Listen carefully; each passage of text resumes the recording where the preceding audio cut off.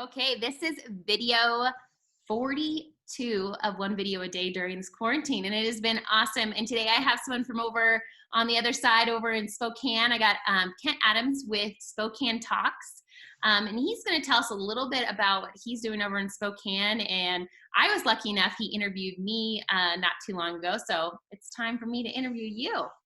Yes, that it is, as I mentioned just before we started, that's a turn of events because usually I'm the one asking questions and so forth. But no, it was a pleasure to have you on, and gosh, it's been a couple of months now. Yeah, it was right beginning of March, I think it was. Now Yeah, May. just before everything blew up on us. Exactly. So tell us a little bit about Spokane Talks and what you're doing. Well, about 4 years, 5 years ago almost now, I knew what was going on with local talk radio in a market our size.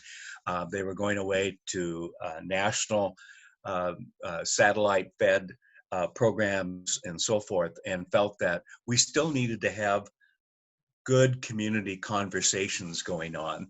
And so we started out just as audio for the first couple of years, and then we literally added a couple of webcams that we didn't have powerful enough computers to stream it in HD. So it dumbed it down to standard def. We did that for about 6 months or so, and then bought some high def cameras, which we use now. And the idea is really pretty simple, and that's to give opportunities to folks to have good conversations, and that's our approach. Not so much an interview uh, uh, uh, as a conversation. I have to really work with some of our hosts because they come so prepared with the questions and everything else. And the fact is, just pretend you're sitting down at a coffee shop and you're having a conversation with somebody, and you're next table over, they're having fun and laughing and enjoying things. I want us to be that other table over there where we're having just a full-fledged conversation about all kinds of things. And basically that's what we do. So we offer about 18 to 20 programs. We're starting to get into the North Idaho market. We were actually starting to do that before COVID-19 kicked in. But the fact is, we want to be a regional, local TV station. And I'm pleased with the results. I mean, we've got all kinds of programs from business programs to entertainment programs that will kick off here in June, probably when the arts and entertainment community is back doing things. We kicked off just this week, basically, a program called Community Conversations, which is basically talking about nonprofits. We have always included nonprofits in what we do because personally I've always believed in them, and I worked in them in the past and so forth, but to give them their own space and so forth. We do a couple of programs called The Pulse of Spokane, which is basically what's going on in our area. It's beyond Spokane and so forth. But I'm pleased to say that our growth last year in 2019 was up 79% over the previous year. We're talking nearly 750,000 people saw our videos last year. This year it'll be over 1.2 million, something like that. So it's growing. We often are the #2 news station in Spokane, almost always the #3 station in town. And this is against the legacy broadcast stations that have been around for, dozens and dozens of years. The fact is, by the end of 2020, we'll be the #2 station in Spokane. That's awesome. Well, congratulations. That's you. Yeah. And of course, I'm doing this all in retirement. I know. Isn't that funny? When you retire, people are like, oh, you're going to have all this time. No, you find something. And you Well, like, my funny line is that I would love to go help Habitat for Humanity, but the fact is they won't let me near a hammer or a nail. So I mean, you gotta pick the things that you can do, and this is something I've learned a lot. I knew nothing about any of this when we started, and I've learned so very much in the last 4 years. yeah, and you got a great team around you as well. Yep. So how has COVID-19, the stay-at-home order, how has it affected you guys? Well, it has. Soon after the lockdown from our governor here in Washington and so forth, we essentially moved everything to remote. The nice thing is our switching software allows us, because of the license, to have two copies. So one copy went to my tech guy's home, and he's got a humongous capacity computer that he can use it, in fact, better than we probably have at the studio. So he sits there like we did today, 6 programs. Oh, yeah. He runs them from there. I'm sitting in my home office here, and our guests come in via um, this software, which is like Skype, but it's built into our switching software. So it's integrated right in and allows us to kind of do what we're doing right now, Right. but in reverse. That's great. So here's a fun question. As soon as COVID-19, as soon as let's just say the stay at home has been lifted, things, kind of we get back into somewhat a normal. What is the first thing that Kent wants to do? What's the first thing you want to do when you can leave and do whatever? Yeah.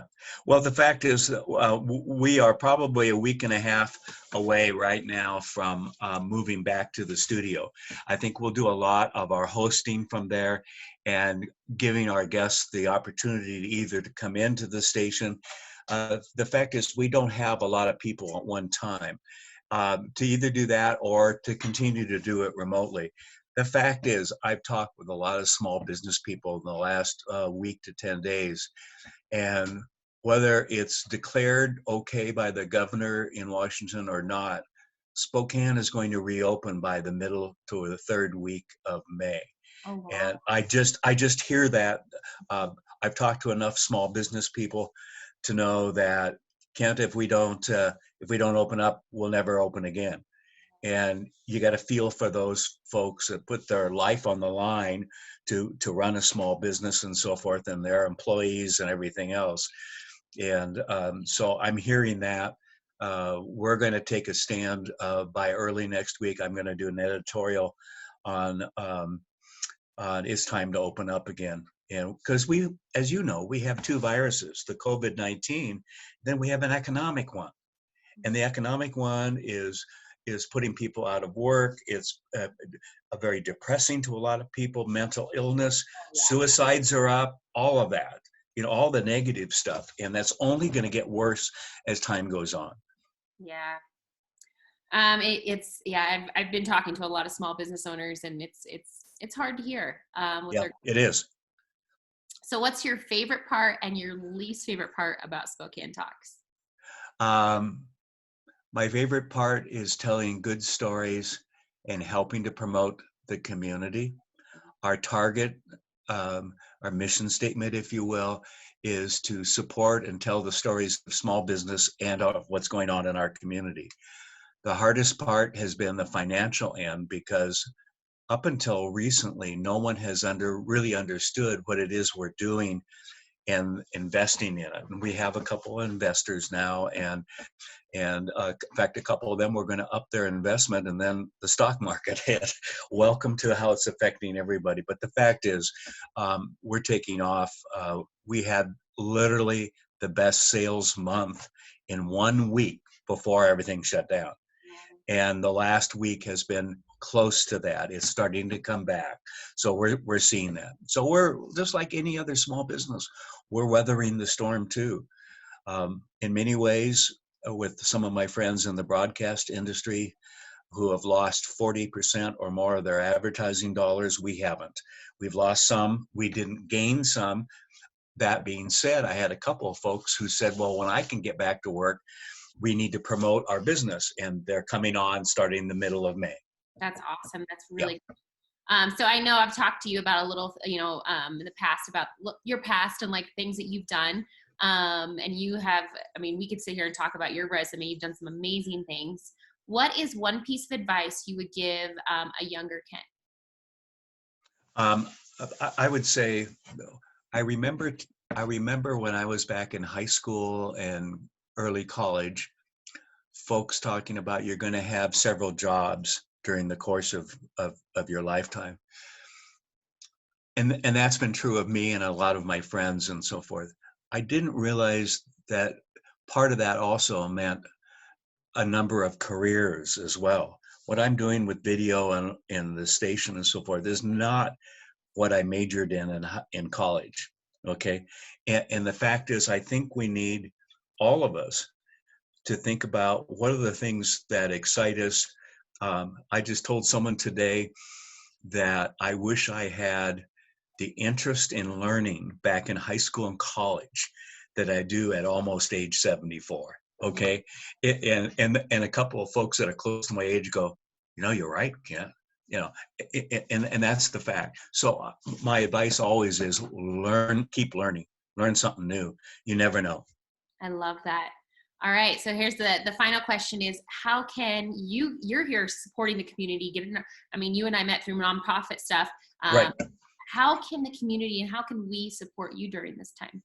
Well, really simply with no cost to anybody is to go to our Facebook and like our page and follow what's going on, because I really do believe we have good content. I've been told since the very beginning of this and before, content is king. And I think we've got the content that others don't have. Others are restricted because they can only do a half-hour news, at 5 or 6 or whatever, and we can do as many programs as we want. So if people follow us or like us on Facebook, check out our website and so forth. We also now have a northidahotalks.com URL.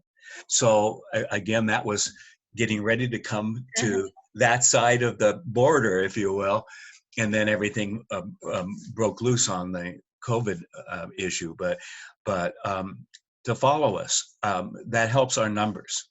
Great. Anything else you'd like to add before we wrap things up?